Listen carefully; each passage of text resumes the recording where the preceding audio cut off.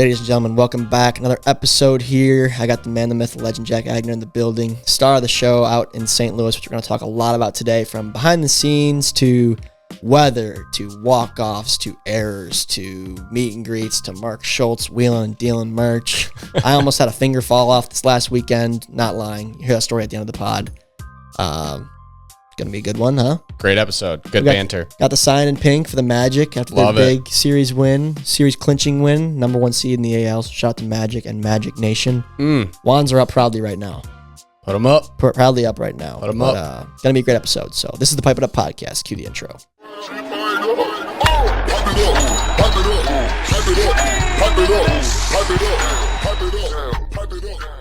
All right, ladies and gentlemen, welcome back to the Pipe It Up podcast, the official podcast of MLW Wiffle Ball. I am here with the star of the show today, Jack Aigner, my co-host. Woohoo! Magic newest power hitter. Finally got a couple over the fence. Finally. They were electric, though. It was due. Something about me and you just built for the big moments, I guess. It was certainly, I think we should admit that it was a hitters-friendly park. It was. Also a hitters-friendly day, just with how hot and humid it was. We can honestly talk about that first, just how hot it was, because the video, well, obviously you can't do temperature justice, but I didn't really see anybody visibly look sweaty or tired or exhausted, but that was the hottest series in MLW history, folks.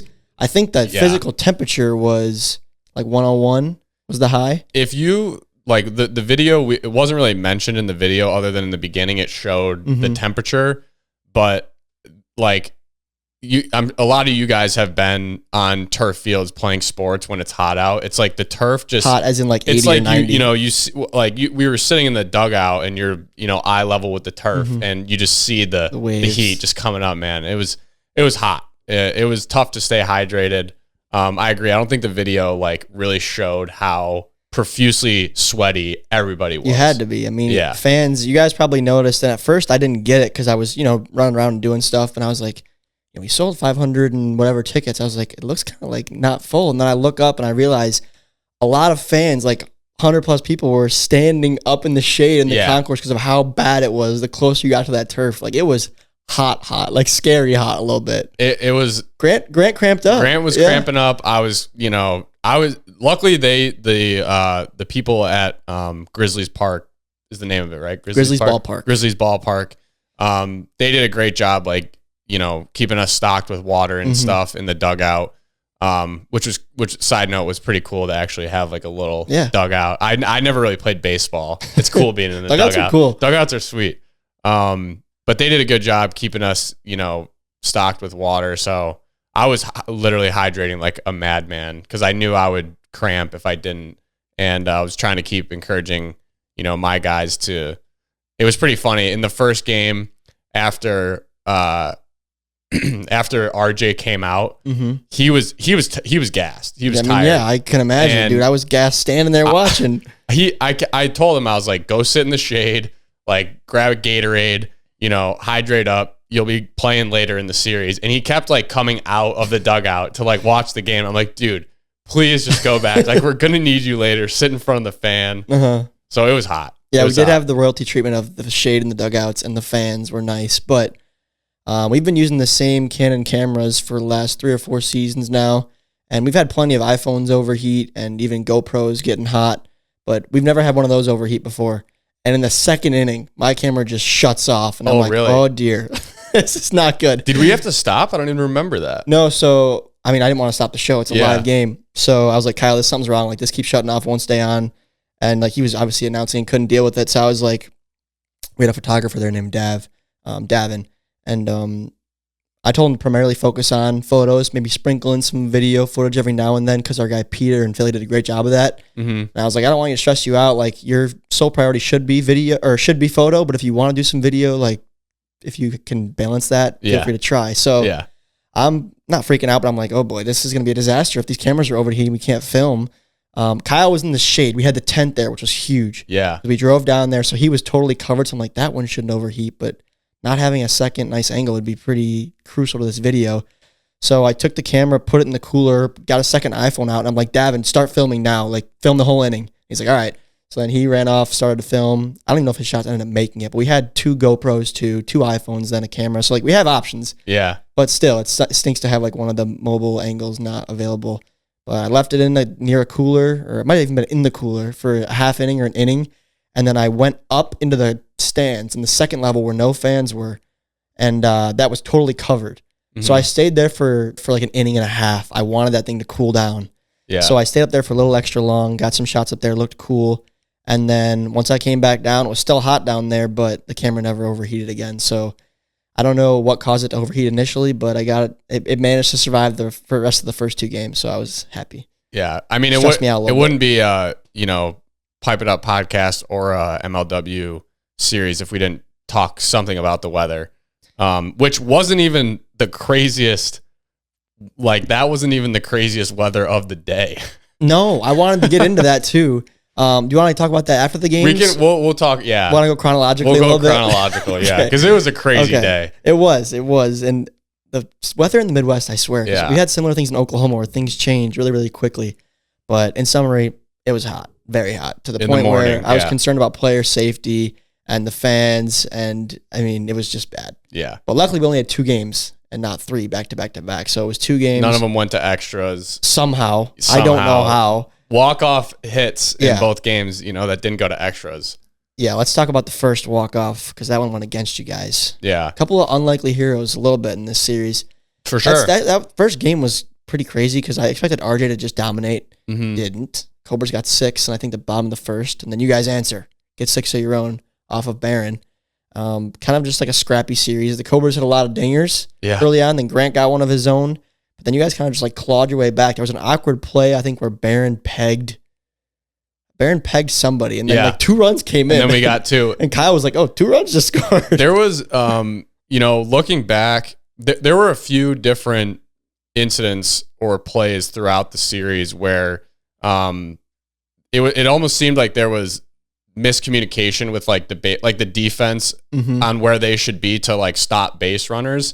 I feel like part of that was just being at a new field. Like, the dimensions are pretty close, like pretty much the same.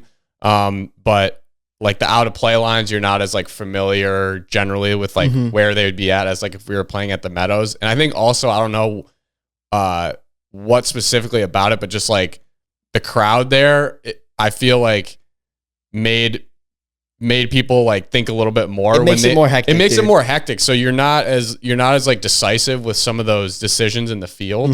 And I think that led to some base running. Like there were a few plays where it's like guys were able to stretch it like an extra base because the fielders sort of were kind of sitting there like it's a dead ball, but it's not, obviously. And that was one of them where we were able to get 2 runs in off of that. Yeah, well, I think, too, this is one of the very few times, I think the second, where we've played on turf that's still Meadows dimensions, because Oklahoma is turf, but it's a much wider field, much bigger field. So base running is actually kind of trickier there. And then when we played on turf in Philly, once again, it was a small field in terms of home run fence, but we had the bases at Meadows linked from first to third. So then running from first to second to third were pretty long runs compared to the Meadows. Yeah. So what I'm getting at is advantage base runner in terms of it's the same distance as the Meadows. It's pretty quick to get from bag to bag. But being on turf, like when you peg a guy, the ball's going to roll a lot farther than you used to playing on grass at the Meadows. That thick turf at the Meadows eats it up, so the ball doesn't really go anywhere. Yeah. On like a pegged runner or on a play where you try to tag somebody and it gets away, like the ball's moving across this turf. So I think that really plays an advantage to base runners, and people capitalized. Another example of that, I guess, the opposite of what I was saying was Curdy in the beginning. His first hit in the game, he gets to first base and like they throw it, and he could have probably got to third. You probably could. If he was like, so funny. But he was so hyped up with the crowd, like he wasn't even thinking about it. I think he also thought that the throw went out of play. I think he did too. So he was just like, the play's over, but in reality, it wasn't. It was so funny. I was cracking up with just seeing Curry after a basic. Come on, let's go.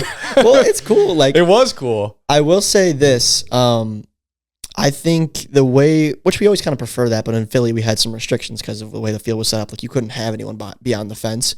Yeah. But I think in terms of a live environment game, this was our best ever like fan to player experience. Like, it felt like they were on top of you guys in the outfield, and it created like a really cool interaction during the game between the crowd, like in between innings.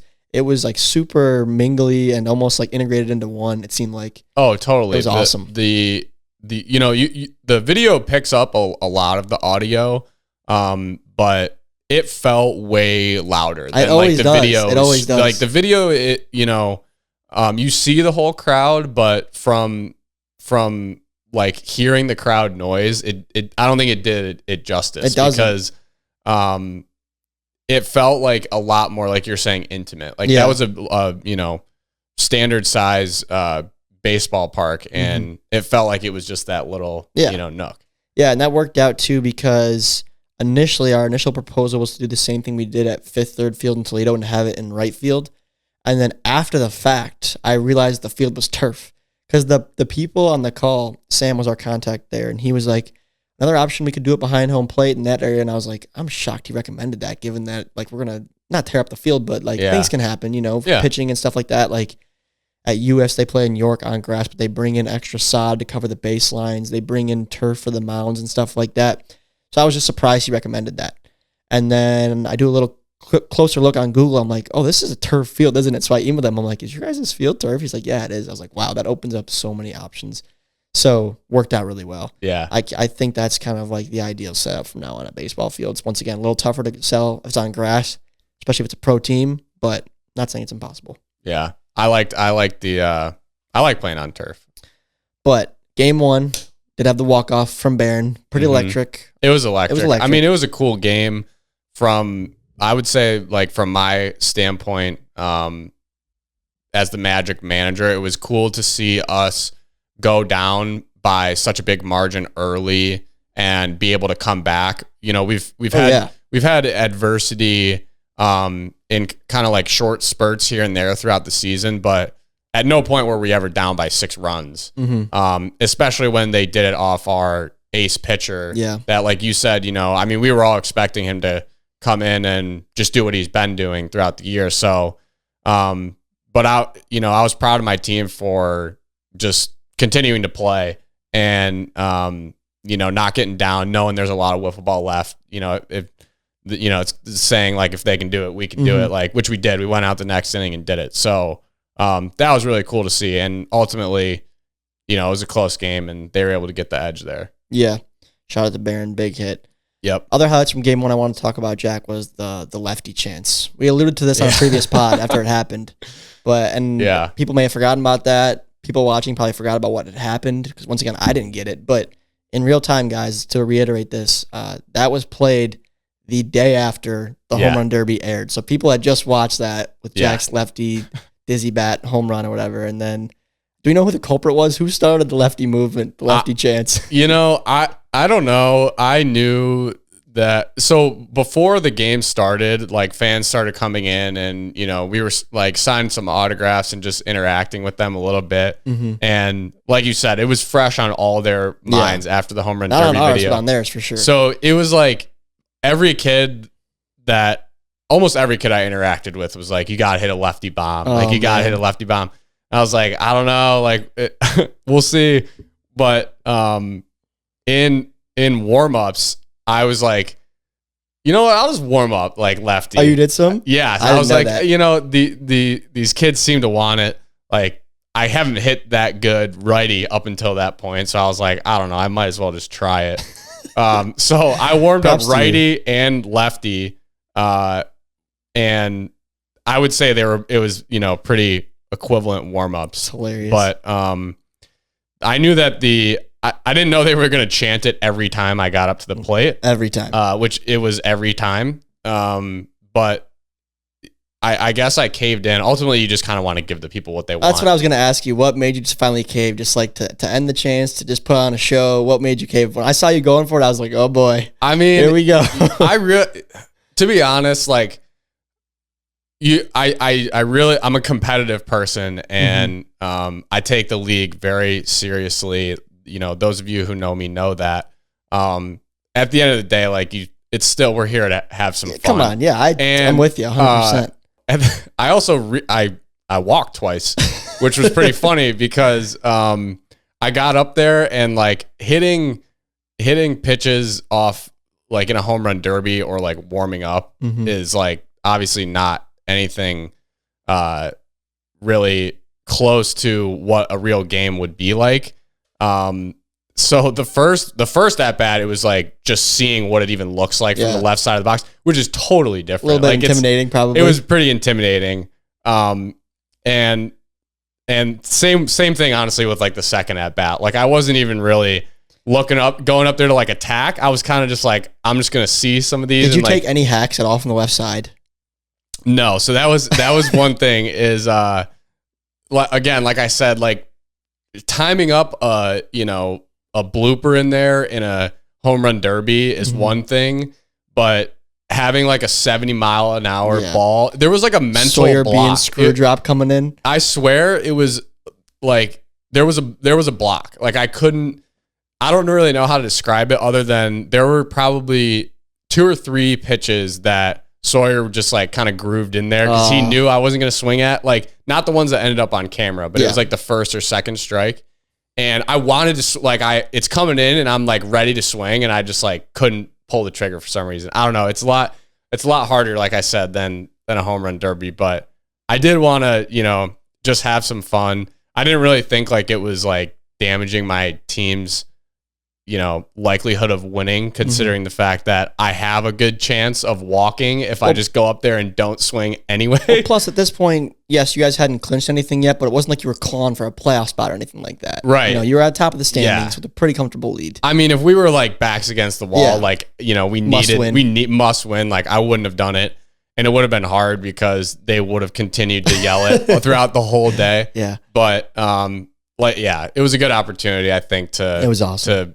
to give the fans a little what they want. Unfortunately, I couldn't actually hit anything lefty for them, but at least you made some people smile. I tried. Yeah. Hopefully I did. Yeah. No, I think you said it well. You were talking about, I think you were interviewed with Barron after games 1 and 2. He was the 2 who hit the walk-offs. And you were like, I'm proud of my team. I think we played well. I thought we put on a good show. And I think you guys did. Like all the players, I think, once again, it was a little bit easier than Philly was. But we also learned from every event, right, about what we could do better. And I think you guys all like had the understanding of like how close you were to those fans and them being right there. Like it was so interactive and people pumping the crowd up, like you and Curdy and Sawyer and just everybody. Yeah. I think it really was a good show. It was. And competitive too. It was competitive. The first 2 games were really competitive. But I think like, obviously the people are fans of our channel mostly from watching the YouTube and going to some of our tournaments and stuff. But the videos on YouTube are obviously a lot more exciting because all the stuff that, doesn't really matter that much is cut out of it. And so there's always like, I don't know. It's like, you don't want them to not be as excited as like if they were just watching a video, you know what I mean? Because the videos are so action packed because it's the last pitch, so it's either a strikeout, a hit, or a walk, like none of the stuff in the middle. And so, you want to put on a good show, which I think we did. I also really got to give a shout out to like the Grizzlies staff as well. They were just so cooperative and so on board to just try to do whatever they could. They were awesome, to make the experience and video as good as it could possibly be. It's like things that we had there that we didn't have in Philly, partially because of their cooperation, partially because of things that we realized we wanted in Philly that we didn't have. Having a microphone at the field level was huge. Didn't have that option in Philly. So, and even like we're learning as we go to not even from series to series, but like even throughout the day. So I think like the first review of the day, I wasn't near Kyle and he just got behind the camera and like signaled the out and then the crowd cheered. But I was like, bro, next review, like grab the microphone and announce it type thing. So we're still learning, getting better. So that was a big step up, just having the microphone at the field, so we could really interact with them closely without just me yelling.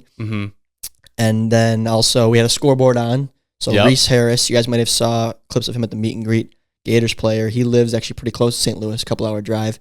So he came out, operated the scoreboard for us. So we had, similar to Philly, we had the team logos and the event logo and stuff, but then we also had actually balls and strikes being tracked, the score being tracked. So that's pretty cool too for fans. A lot easier to follow along with what's going on if you look away for a second, if you go up to the concession stands and grab food. Concessions were a thing that we didn't have before. So that was nice. People were able to get up, grab some grub, go to the bathroom, get some water, Gatorade, all that kind of stuff. And then we also, like, the setup also was pretty seamless because I walk in, I meet Sam for the first time. He's like, grab a golf cart and go load up. I was like, oh, sick. This is way easier than carrying stuff. So we're not used to having that kind of treatment as well. And dugout access, fans, keeping players hydrated, keeping them cool, your own little private space. Yeah. All that. I don't think we could have asked for much more in terms of like the venue and what they were able to like offer us. Like it was perfect. No, yeah, we're definitely, once again, each venue offers different, amenities and things you can do. So like we already have more ideas for what we could do at bigger venues or smaller venues or whatever that we can continue to work on. We learned to not try to throw socks over the backstop fence at the next baseball field. Tom. Okay. Tom. Once again, putting on a show though. That was pretty entertaining. Oh, was it not? I was entertained. I was leaning into it, as hilarious. You guys could tell. Yeah. But the funny thing was, guys, so in warm-ups, we had the idea to do the merch toss, and I was looking at the net. I'm like, that's pretty high. So I rolled up some socks real tight, and then threw one. The first one was short, and I was like, God, that's really high. So the next one, I kind of gave it my all, and I cleared it, and I was like, I just got to like really try. But what I failed to realize too is with each progressive throw, your arm gets tired. Well, that and the socks are getting looser and looser as I rolled them up, so they're getting less and less aerodynamic through the air. So with each throw, I'm throwing it even harder, and it's going less far. I'm like, this is just an uphill battle. But I leaned into it. I kind of knew I was going to get it, but I was loosening up my arm and like taking deep breaths and pumping up the crowd. And then I thought it was hilarious. Barron got one over too. And then Kyle didn't show it in the video, but then I quickly ran around to the dugout and got on top of the dugout and then threw a couple in too. Yeah. But I thought it was funny. I was Barron just stepped up and got it first he did. try. He must have got a good pair of socks. It must have been the aerodynamics in the socks. We also had Pishka there. He came out from the D-backs because he's also a local guy. Yep. He was passing out towels to fans, which was cool. So we had some rally towels going. And then we really got into the merchandise. Slinging merch was during the meet and greet after the rain. Yep. So, let's talk about game 2 real quick. You hit a couple big home runs. You hit one big home run in game 2. Yeah.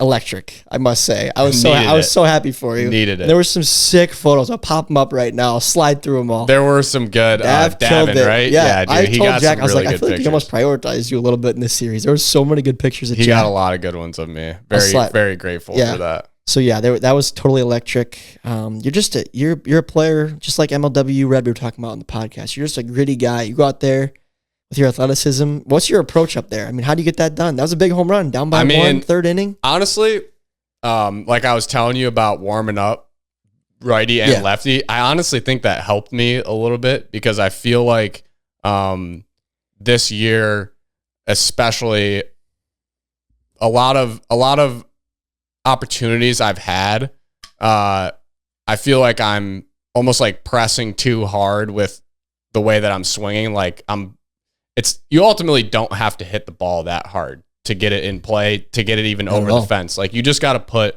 the bat on the ball. And I feel like a lot of our, best hitters in this league, like you, for example, you've switched to righty and your swing is pretty, I mean, maybe you disagree, but I feel like your swing is, you're not putting like a ton of your body into it. Like it's pretty much I'm putting too much. But you're pretty much hands to the ball. And in just the derby, I really was just all hands. I was really smooth in the derby. Yeah. So I feel like warming up lefty sort of, because the lefty I'm not as used to it, so I literally am just like slapping it kind of when I'm doing that, and that can be effective. I think that helped me slow down and like sit on the ball a little bit more, if that makes any sense. Like instead of trying to attack the ball, like just like letting it come to me, like letting it come into the spot. I don't even know if that makes sense at all, but it does in my brain. That's all that matters. That's all that matters. The mental part of the game. That's the mental part. So it was nice to be able to finally connect with one, poke one out. You guys got to go back and watch after, like I hit it and I'm running to first base. Another just, we've seen all you said the word athleticism and I went like that because of all the unathletic things that I've done that have been put on camera. I was like this close from like absolutely ruining my day and spraining my ankle. If you go back and watch, I'm like trying nothing. Exactly. Nothing. I was literally just like rounding first base and you see my right ankle like go to turn and it comes back in. So I didn't injure it, but like if you guys look closely, you'll see it was I'll play it. Could have been bad. That's funny. I haven't seen that, so yeah. So But it felt good for sure. That was a clutch, dude. Tied the game up, gave you guys a shot, and then you ended up walking it off. I'm gonna back up Sean. So that was you actually got the walk off. So you put it in play. Good things happen when you put it in play. Yep. In the famous words of Jimmy Norp against the Gators. But that ball, Sean will probably get some heat for that. I didn't read through the comments. Hopefully he didn't. But right into the sun. Just right into the sun. So bad. And there was a little bit of contact, like a little awkward, like almost like a walk around from Grant too on that play. So it was an awkward play, tough play. I texted him right away because I watched the footage back and I was like, dude, I'm looking at the shadow. Like that ball was probably right in the sun. He goes, to be honest, for the first like 4 seconds, I didn't even see it. And then I caught it at the last second and almost made the play. Yeah. I mean, it's hard enough to catch a wiffle ball that's got a lot of spin on it when you can see it. And when you don't get it to the last second. I knew there was like when it got up in the air. First of all, when I first hit it, I was like, oh, that's gone again. And it just sort of hung up there. But when it was up in the air, I knew that it was going to be hard to catch with the sun. And, every once in a while, even a blind squirrel finds a nut, and we got a little lucky. So. You got to give credit to Grant, too. I noticed he was kind of busting it right away from first base with 2 outs. He didn't slow down. He had it going. And so that was a big reason why he scored from first. Which was post-cramping, too. Post-cramping, So he was really huffing it. He was. That reminded me of like the Preds versus Cobras game way back when in the playoffs where I think someone scored from first on like an awkward shovel error from Ryan. This is before the Preds ever won a World Series. This was like a 2018 thing. Oh, yeah. So that was probably the only other walk-off I can remember where a player scored from first on a ball in play. That was that with Kraus? Yeah, Kraus. Yes. Oh, I remember that. Yeah. All too well. So that's what that reminded me of, and definitely was happy for you and the boys. I got in the car with Sean afterwards, and I was like, because we had to drive to lunch together, and obviously, like, I figured he's bummed and didn't want to talk about it, but he brought it up, and I was like, well, dude, you've had, in your last 2 high-pressure pop-ups, one saved your shot at going to SoFi Stadium, and one was here. I was like, yes, it sucks to drop either of them, but at least you caught the one that saved your season last year. That's true. Like, you know what? You're probably right. That's a good point. Yeah. Yeah, silver lining. But I think if there's no sun there, that may have saved you guys in that one. It may have went to extras. Totally. Agreed. But me and Kyle looked at each other like, dude, because not that I don't think the St. Louis staff would have been too strict on the time frame, but I was like, man, on first, 2 outs, 2 strikes, and somehow we don't end up in extra innings. Like, unbelievable. I mean, I was really happy that obviously to get the win in that game was huge, but it was big for Trevor because I felt like Trevor pitched really, really good that game, especially after like we struggled pitching early in game 1. Like he came in steady as normal and pitched a really good game. Like ultimately they got 2 runs up on the board, but we hadn't really helped them up until that point. So it was nice to be able to pick him up there and get that W that way. We joke about how the league is scripted and rigged and whatnot, but really sometimes it just seems like, man, you just can't make this stuff up, man. Yeah, that was, I think if I was a fan in attendance, that was what you could ask for. Yeah, like the first game was electric. Tons of runs put up, besides homers. Besides the heat. Sawyer, we give credit to Sawyer. I think it was Sawyer. His was a moonshot. My gosh. I didn't really realize that in real time how high up that was. It was a shot. Net. Yeah, that thing would have been some distance. Yeah, it's tough to estimate, but that was a bomb. 100 plus for sure. Yeah. You got all of it. So we had some nukes, and then game 2, just a lot of really solid pitching. Obviously Sawyer's, a tough guy to get around to, so. And I think everyone, I saw some comments like, man, this was like the Colts field days of like short field, so many home runs. The field really wasn't that short. The only thing that changed was like the angle of the fence was like tighter than the meadows. Yeah. So the corners got shallower, but center field was the same as the meadows by 80 feet. So we measured. Yeah. I think it was more just like how hot and humid it was. Yeah. Like it seemed like those balls were just flying out of the yard. Just putting bat on the ball. Me and someone, I won't say who because it was a playoff series yesterday, but me and somebody were discussing yesterday about how does the ball really fly farther in the heat? Because I feel like 2 wiffle balls get more malleable when it's hot. They're a little squishier, whereas a cold day or a chilly day, they'll be pretty solid. So I wonder like if the impact of the dent of the ball like cancels off with like the air density of the temperatures. Be an interesting experiment, I guess. We should have Mark Rober answer that, right? The science guy? You'd have to actually do some experiments to figure out like how far the ball's compressing, how the air's changing and everything, but I don't have the equipment on hand to make that's that above my current Maybe call my friends at Michigan State and get us in some fluids labs. Try to make that happen, but that'd be a tricky thing. But anyways, electric 2 first games nonetheless, and then we had a big break. So the plan was, I think we had 11 a.m. games 1 and 2 wrapped up about 1 o'clock. Yep. We were probably cleaned up and out of there around 1:45 or so. Went and grabbed lunch. We were going to be back at the stadium, I think, at 5:45 for a 7 p.m. Grizzlies game. They're playing a team from Quebec in the what's the league called now? I think it's the Frontier League. Frontier League. So we were excited. I think I was going to go out and throw the first pitch, so I got robbed of that, unfortunately. But Kyle didn't want to do it after his Toledo showing. He goes, I'll film you, you do it. I was like, all right. So we, out of nowhere, forecast looked just really hot and dry the whole week. I was checking every day. I always do when there's games. I'm always checking the weather. And as we're cleaning up, Sam's like, FYI, there's a good chance we're going to get storms later today. I was like, storms? I was like, really? He's like, yeah, one popped up. There's a cell coming. If I had to guess, like, it's going to end up hitting us just based on how things go around here. I was like, okay. Not thinking too much of it yet, 'cause I was like, the forecast was dead clear last night. Yeah. But, so I open up my phone when we're at the restaurant, and I see there's like a 35-40% chance of rain around 6 p.m. till 8. And I'm like, we might get a little storms, but hopefully we're okay. And then then the bar like turns on the TV, and they're like showing the cell, and it's like all of a sudden huge, moving towards our area. I'm like, what the heck? Where'd the storm come from? What the heck? And the next thing I know, it's just like tornado sirens going off, like severe torrential downpours, like monsoons. It was like 80-mile-an-hour winds. Oh, I was in your hotel room. Yeah. I get back to the hotel, guys. We get back, and then I think the Schultzes were kind of laying low in the room that I was in. And then I think I was in their room. Yeah, had to have been. And then you guys, Magic had a room, and then the Cobras had a room.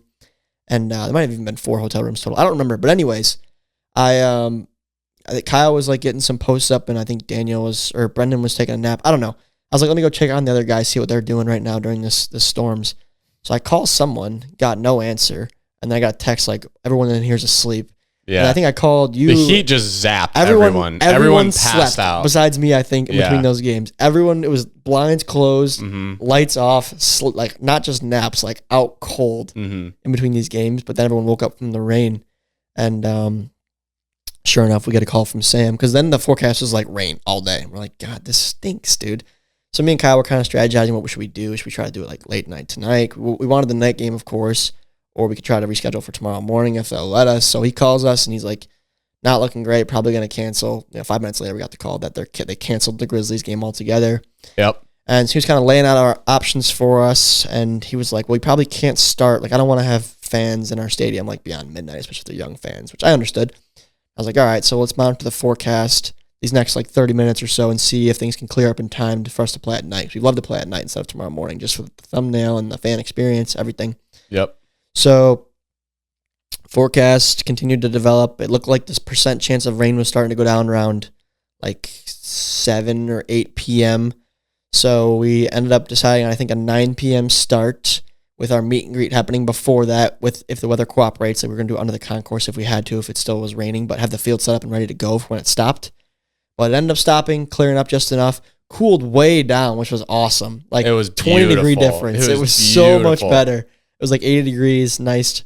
It felt chilly after playing in 100-degree weather. Yeah. It was awesome.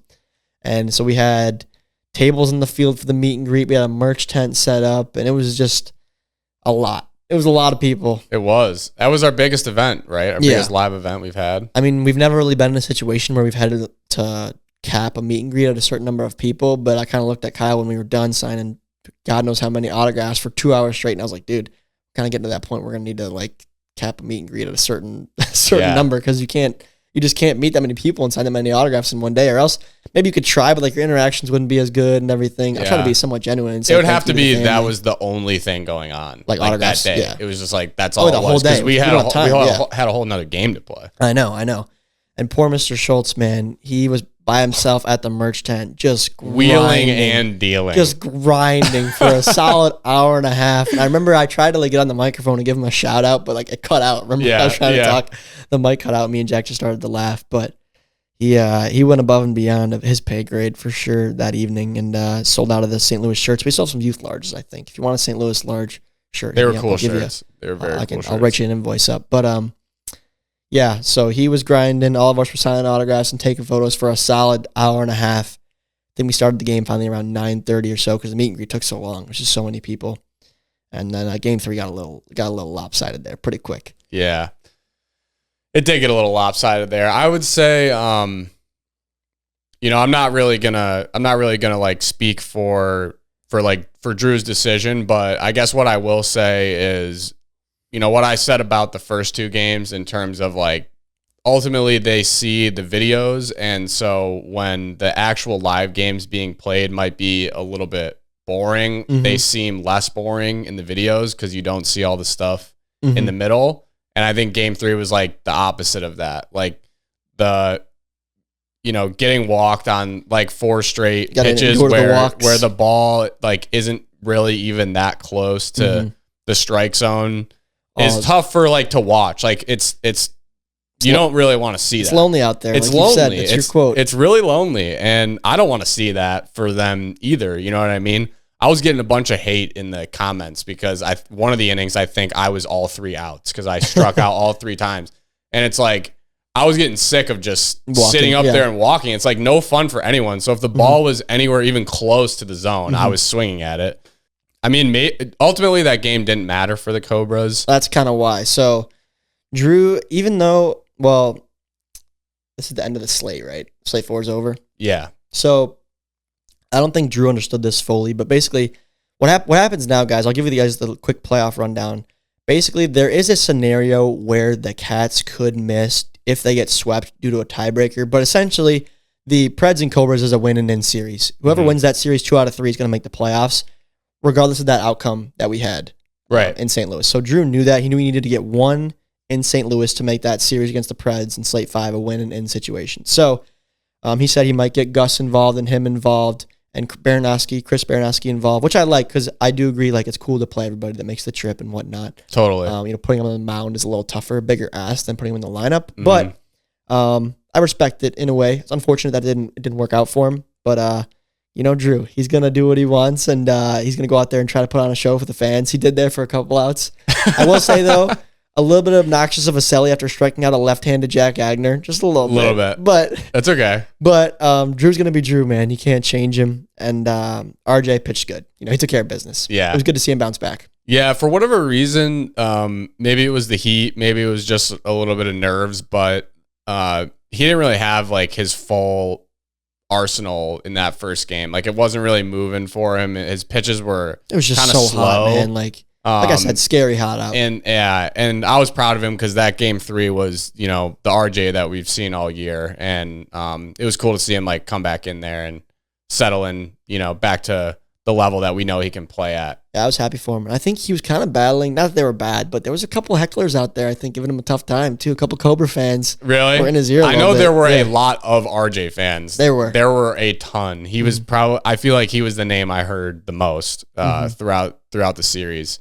So, yeah, definitely cool to see him come back from that game 1 performance and lock it down for us. Yeah, and his mom was there. His grandparents were there, so I'm sure they enjoyed seeing him play good in front of the crowd. It was pretty cool. Yeah. And Under the Lights was pretty sick, and it just capped off a pretty good day. I know it was a bummer for the Cobras, a bummer that it was a lopsided game just for the video's sake and for the fans' sake, but at least RJ put on a show. Yeah, nonetheless. RJ put on a show for sure. It was pretty funny in the video. Like right before I hit my home run, you can like hear the crowd chanting. They're like, Drew. And it was just like, I think there might have been a little bit more Cobras fans than Magic fans. The Magic fan base is slowly growing this year. It's slowly growing, but the Cobras, I think, were definitely outmatching us. But that was just like a funny. I mean, the reason the Cobras have so many fans is because of what Drew did. They love Drew's wildness and his craziness and he's a showman. He's a showman out there. Drew, there was a little bit of unrest, I guess I'll say, from the fans because I think only one pitching speed violation like made it into the video. But I remember, Drew had probably, I don't know, what would you say, like 4, maybe? It was a lot. 4 or 5 pitches that were like well over the speed limit that he was getting dinged on.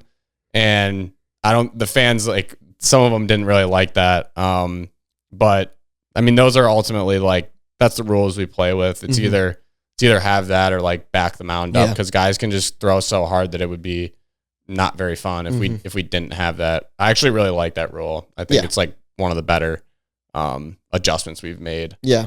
But I got to give a massive shout out to Pocket Radar, actually. Little free plug here, but they just provided us with a new gun and new display as well. Because ours were on the fritz, as you probably saw in the last couple series. Yeah, some of them, there were some questionable. Well, ours has just been through a lot. It's been on the road, it's traveled, all the dust at the meadows, just those cords getting dusty, everything. Yeah, we keep it as dry as we can, but I'm sure it's gotten wet over the years. So I reached back out, sent them an email, and they kindly provided us with a new system. God, so nice hookup. I know. That's awesome. Pretty clutch before this year's playoffs. Shout out Pocket Radar. So shout out to Pocket Radar and their team.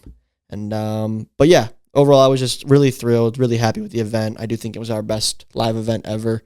Last year or awesome. 2 years ago we had the big video at the Oklahoma series. Last year the mini MLB series popped off. I think this might be the one. Yeah. I think I'm no expert on the YouTube algorithm views, but I think for how long the video has been out, it's doing really well, which is cool.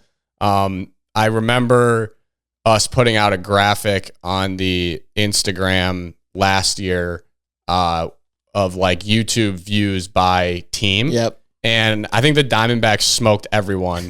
But then other than that, I don't even remember the teams that were up there, but it was like, it might have been the Eagles because they played opening day and at Shangri-La. No. It's whoever plays like it's the big names. It's the big like out of the Meadows tournaments that like always get all the views, and the Magic hadn't got one of those. Yeah. And so we were like way down there in the views. We were set up to fail. Way down there. So I'm excited to see that graphic again if we put it out. This could be huge this year. This series could give you a good boost. Yeah. But yeah, last year the D-backs had opening day, which got a bunch, and then they had the mini MLB, which got a bunch too. So, yes, and then that's right. I don't even know if postseason was included in that, but if so, then they had a bunch of extra videos there too. Yes. But yeah, I was just thrilled, really grateful for their St. Louis staff and all their help. They had one guy there who I think may have been like the initial like, hey, you guys should check these guys out. He wasn't like the director of ops that we worked with, but he was a staff member nonetheless. I forget his name, but I wish I remembered his name to give him a shout out. But I'm with him on LinkedIn and Instagram now. But anyway, he was there, and it sounds like he's been watching us for like over 5 years now. So it was just a great event. I will say, I mean, we probably don't do it enough, but again, just, shout out to all you fans out there, all you fans that made it. Like ultimately, you guys supporting us is what's driving this brand and making this thing go. Tommy's obviously been to a bunch of these in-person events and special series and stuff.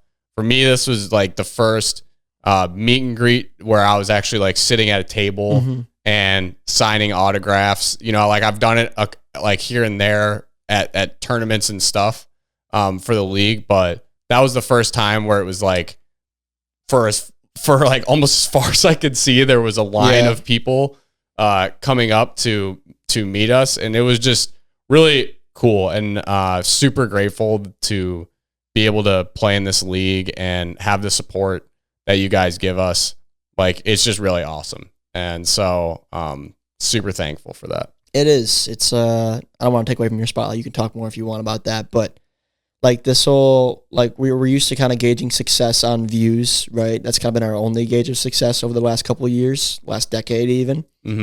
And now this year moving into ticket sales with both the Philly event and now this event. We also did ticket sales for when we were out in Pittsburgh for our little meet and greet we did alongside NWLA. But anyway, for solely our events, we did Philly and then this one. And that's like a new thing that I'm like, wow, like this is crazy. Like, yes, like a video now I'd consider like a failure if it's under 100K, but when you post a ticket link and within 2 hours you sold 250 tickets, it's like, whoa, like 250 people just spent money like for them and their families to come. Like, that's crazy. Like, they were sitting there waiting to purchase tickets for your event.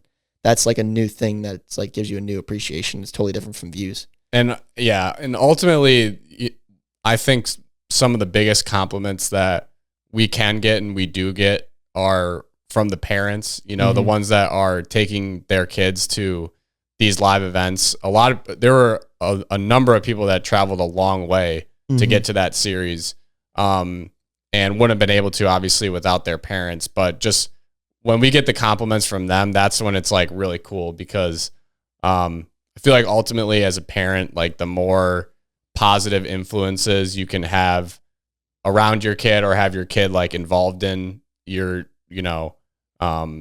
it's desirable as a parent. And so those compliments mean a lot too. And there were a good number of parents that were really complimentary just of what they see their kid watch every Friday, you know what I mean, which is cool. A lot of parents were like, yeah, I watch it with them too. Like, it's really fun. It's entertaining. Which is cool. That was really, that was cool to hear.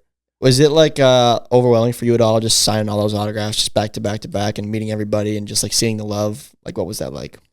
That's your first one, like you said. It was. I mean, I've seen like content of you guys before at the meet and greets and stuff, so I kind of knew what to expect.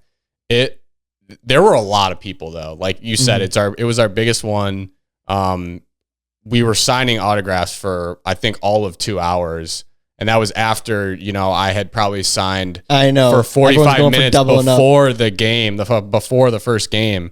So it was a lot. I wouldn't say I was like overwhelmed. It was more just like kind of like pinch yourself type of moment. Like, am I really doing this? Like, weird, this is pretty cool.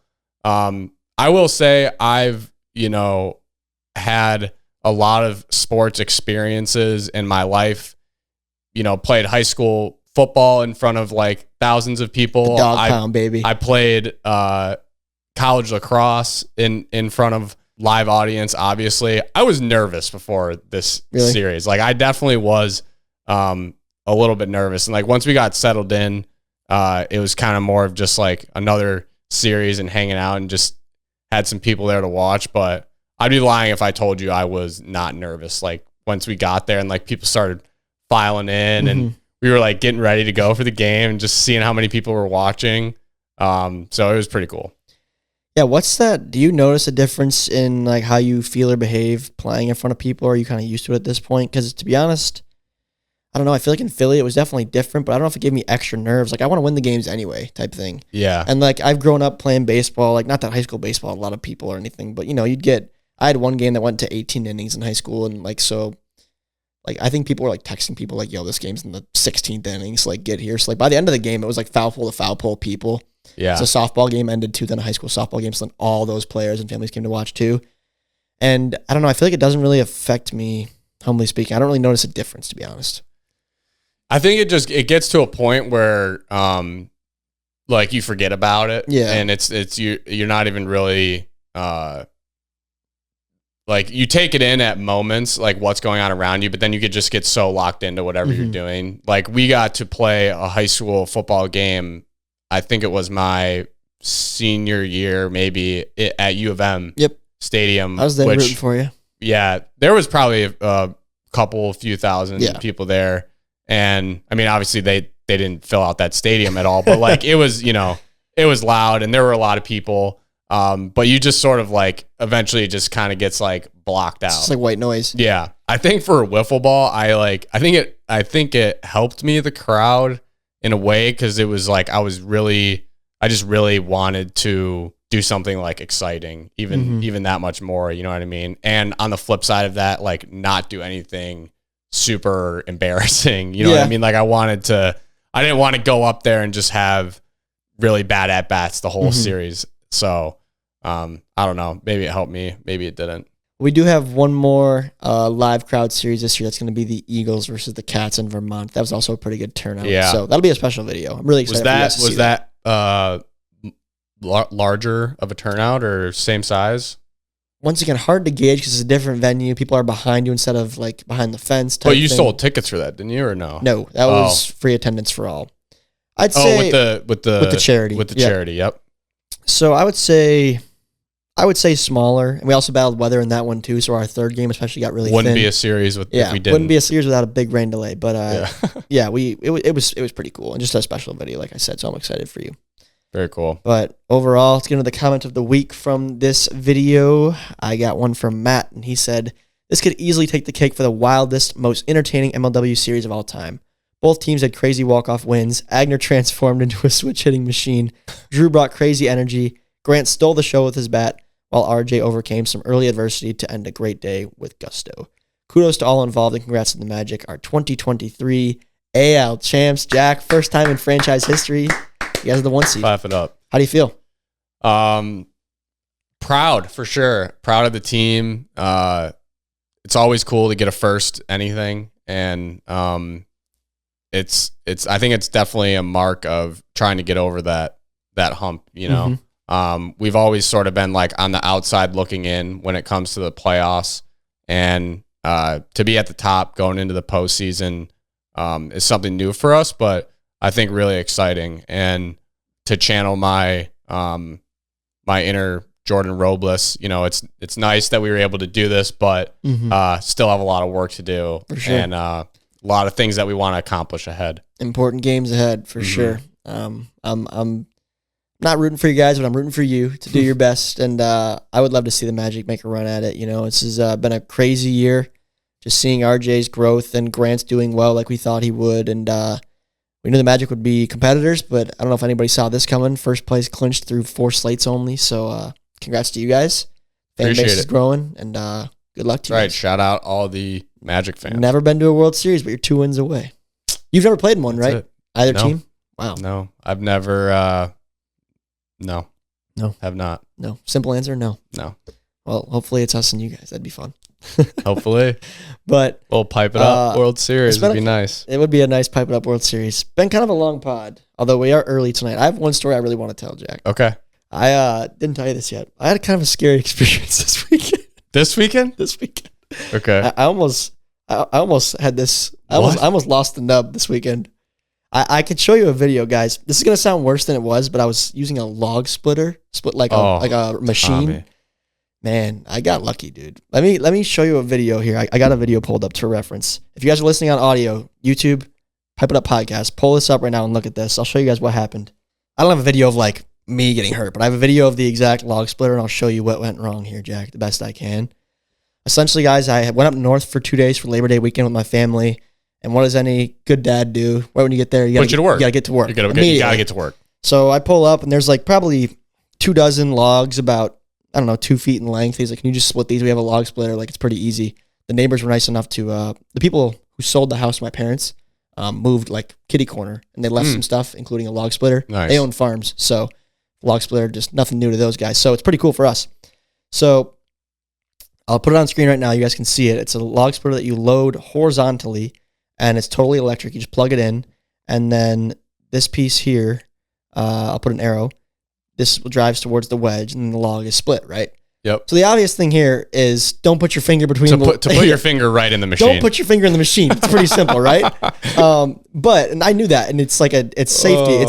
It's foolproof because it's a 2-hand start. So you have to have a hand on 2 triggers to run the machine to prevent injury. A safety measure there. Right, but you'll watch this, and watching it back, like it gives me like PTSD because it is sketchy. So watch what happens, Jack. So there is a set screw on the right of this here. Okay. Basically to shorten your stroke length. I don't want this audio to play to the TV. Let me mute this real quick so you guys don't hear this in the pod. But so see when he runs that, how this extends out here? Yeah. You can then adjust a set screw here to keep this where it's at. So that way your strokes are quicker, just to save you time if you're cutting shorter logs. You know what I'm talking about? Yeah. So, but watch as he adjusts this. It's kind of, so this retreats. Just slings back in. It doesn't sling back in fast, but it retreats, and I didn't really think anything of that. But see as he loosens it like that? Uh-huh. So that right there is an immovable force. Like that comes back, and it comes back like it's, like you can't move that. That comes back, and it's like stiff, like it's coming. Yeah. So I was messing with that all day, getting it to my exact log length, because you got to cut each log probably like, I don't know, a half dozen times at least, because just to split into small enough pieces. Okay. And I think I had 2 logs left, and I was adjusting that set screw there, and I don't know what happened, but you have to have one hand on a trigger to get the thing to stop where at the length you want it. Then you move the set screw, and then you tighten the set screw, and then you let it go, and it should stay if you tighten it enough. Well, I think I must have been like trying to get the perfect length like on the fly, so I was kind of like letting it go, and then moving the set screw out. And it ended up where I had a finger between the set screw and the back of the wedge, and then it came in. And at first I was like, oh, I'm pinched. And then I tried to pull it back, and I'm like, oh, like this is stuck. So I was like, help. Like my mom was behind me, and then my dad was doing something else. And I was like, I need help. And I was like, oh, this is like bad. Like it was getting crushed. Like this is taking some serious force. My mom's like, Tom, he's stuck. I'm like, relax. Like, but she didn't know what to do. I was like, hit the button. She like didn't get it. She didn't want to hurt me. Yeah. So then she's standing there. I'm like, my finger's getting crushed right now. Like this sucks. So my dad like sprints over, and he's like looking at it. I'm like, hit the buttons. I think he didn't want to like make it worse. Yeah. But I was like, you got to hit it. I was like, you got to run it. So probably for like, I don't know. They always say like it feels like it's longer than it is, Yeah. but I think it was probably a solid 10 seconds from my finger. And this guy took all it could take. I'm telling you, like It felt like it was getting smashed, but dude, it doesn't take a lot to just pop a finger off either. No, like, that's well. So I had isn't it a thing where you could just like bite a finger off if you really? So I was asking my dad, I was like, let's put a carrot in there and see what happens. I've heard a carrot's like a finger. If you can bite a carrot, you can bite a finger. But anyway, so he hits it. I pull it off. I have gloves on. I look at him like, I give him the grimace face like, this might be bad. So I unstrap the glove and I look, and I had a pretty good like dent, like an indentation on this side, pretty bad. But like it wasn't crushed, it wasn't smashed. It was still there. I was like, I can still move it. And he's like, anything wrong? I was like, I don't think so. I was going to get it on ice right away. So I iced it, and feels fine, works. And like I said, I think it took all it could take. It took everything. It took everything it could. You're lucky. This thing withstood the pressure. And well, you could see it slide back. Like it's kind of sketchy. Like you loosen that set screw, it starts moving. Like you see that. Like so he's spinning it like this so he doesn't have his finger in. So yeah, your finger's not in. I don't know why it was there. I think I was like trying to slide it with that part. It was stupid in hindsight, but I didn't realize that like, I'm worried about my finger being between the log and the wedge, not this backside of the machine. Right. But anyway, ice it throughout the day. I will say, Jack, still to this point, if I touch over here, completely numb, no feeling, still. Ooh, interesting. But WebMD says that's kind of normal, I think, for a smashed finger. Should come back. Yeah, should come back. But functions fine. I slayed fish all weekend with it. Nice. So, we think we're okay, guys. It was a bit of a scare. A little scare. I was like, if this hurts me for wiffle ball, I'll be pretty mad because of stupid splitting logs. But a bit of a scare. I was cool, calm, and collected. But once again, when I was taking that glove off, I was like, if I see a pancake in here, this is going to suck. But because you don't really know, like your body could go into shock, I guess, so it's like actually smashed. It's tough I feel like with a glove on, too. I had no idea what the damage was. Yeah, you don't know. So, but she took all she could, man. She took it like a champ, and she lives to see another day. I'm glad you made it out to tell the tale. Made it out to tell the tale. Yeah.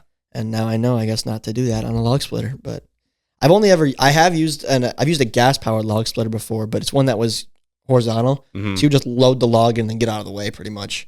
And I was never adjusting length on that. So gotta be careful with machinery, guys. I guess what I'm trying to tell you. Yeah. Even if you think you're being careful, because like I'm like, I'm not gonna put my hand between this. Like I'm not stupid, but still ended up getting caught. For the record, totally something I would do. Could see myself doing. I guess it takes. Luckily, I didn't lose the finger, or at least lose the nub. But I mean, sometimes it takes a mistake to learn. But machines, you don't want to make any mistakes. You don't want it to be a costly mistake like that. Once again, though, like I said, I've used a log splitter before, and it's a two-handed thing. So like, you can't hurt yourself. Mm-hmm. But oh well. I was gonna try like reach and like do it myself, but I couldn't. And my dad was coming, and I thought I'd be okay, and it worked out. But I'm curious as to like how much pressure was actually applied, because the log splitter itself was 6.5 tons. Mm-hmm. No shot it was that, or else I would have for sure lost the finger. But it was a good squeeze. I'll tell you that much, Jack. That was the worst. Probably ask Warda. Warda could probably figure it out. Yeah, I'm sure we could maybe even Google it. But it was as much as I could handle. I'll tell you that. It wasn't like extremely painful, but it was a little scary. Because you're just sitting there, and you're like, this might be it. Like, I could feel it getting tighter and tighter, and I'm like, I don't know if I can do this, man. Like what do you do? Like, rip it out? I had no choice. I was stuck. I didn't even, like, consider ripping it out. You're lucky someone was there to help you. I know. Otherwise, it could have just popped off. I don't know. Well, I need to, it seems like a stupid idea, but I do want to put a carrot in there and see what happens. You should. Or put something in there. Yeah. Because like there's gotta be things that like a grip tool for like to measure force. You know what I mean? Mm-hmm. Like figure out how much force is actually being applied there. I know there's like grip tests. I've seen like NFL. I've seen TikToks of NFL teams doing that. Yeah, we had those in our weight room. Well, I have that like. Well, does it show you your strength? Yeah. Though? Oh God, I should rent one of those or buy one of those just to see how many pounds of force is going back that direction. Because it was a lot, guys. I'm not gonna lie to you, but she's fine. So we're okay. Hopefully, I don't lose the fingernail. I don't think I will. It didn't even swell up really too bad. Once the dent kind of came back, it's a little bubbly, but besides being numb, she's good. Imagine if it just fell off, like while you were sleeping or something. I wake up, it's just gone. Just gone. I mean, even if it's numb forever, I don't think it will be. But if there's like nerve damage, oh well. Yeah. You know, it could have no. Could be way worse. Yeah. So I could handle the no feeling. I'll get used to it. It just feels like a tingle when I touch it. But anyway, guys, enough about me. Jack's the star of the show today. Congrats on a great series, my man. 2 dingers, grand slam, solo shot, tied the game. But happy Labor Day to everybody. Thanks for tuning in. Hope you guys enjoyed your long weekend. This Friday, we got Mallards versus Gators, as the Gators have to put on a brave face and take the field. Slate 5, big games. We have the 1 seed on the line. So if we win out here, we put ourselves in a pretty good spot to give ourselves a shot at the 1 seed. Yep. So these are important games for us. Gators, not so much. We're going to very similar to last year. We played you guys when you guys were already out. We needed the wins for the 1 seed. It's very, very similar. So we're bringing our A game for sure. So don't expect me to throw anything at all. But we got Mallards, Gators. Then we got the D-backs Magic second, I think. And then Vermont. And then Cobras Preds, I think. I think those are the 4. And after that, it's playoffs. So going to be an exciting slate. It was an exciting slate, I can tell you right now. And aside from that, Jack, appreciate you coming over. Appreciate you having me. Back in the stew. Back in the stew. And it's a little earlier today, so it won't be such a rush to edit, which is good. So long pod, but I'll manage. Hope you guys enjoyed every hour and 2 minutes of this thing. So till next time, guys, Trevor Bonham regularly has morning sickness, and we will catch you all in the next one. Pipe it up.